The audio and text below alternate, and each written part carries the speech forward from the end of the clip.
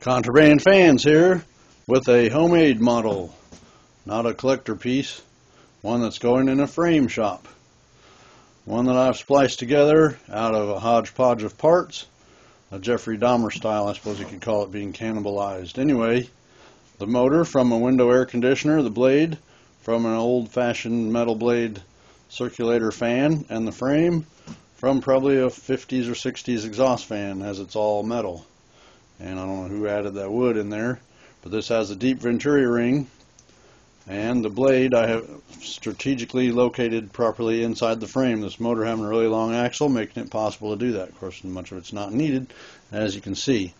But the trailing edge of the blade, as it turns clockwise at discharge, is behind the outer edge of the venturi ring, allowing for the maximum area of blade on the intake side to be behind the venturi ring, because air draws not only from the back but also from the sides.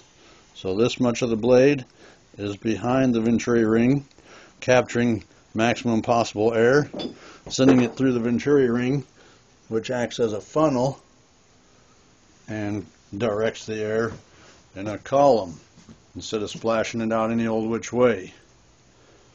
This blade was modified, adding impeller, propeller, and anti-overload.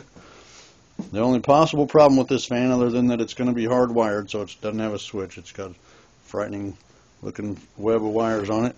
It's a totally enclosed non-ventilated, or TENV motor, which I don't like because it seems they'd run awful hot.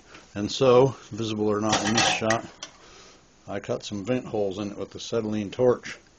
And behind one of those holes is the slightest little discoloration of wire on the windings. But I ran it for minutes and minutes, and it showed no symptoms. Therefore, this motor's getting installed.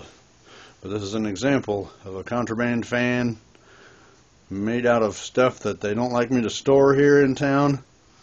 But I'm taking that raggedy stuff people turn their nose up at, and it's being installed in a location where they make things that are highly desirable and sell for good money, enough that they can call me to come and give them an exhaust fan this Sunday afternoon when everybody else is closed, and would charge them extra $100 just to show up or tell them they're out of luck.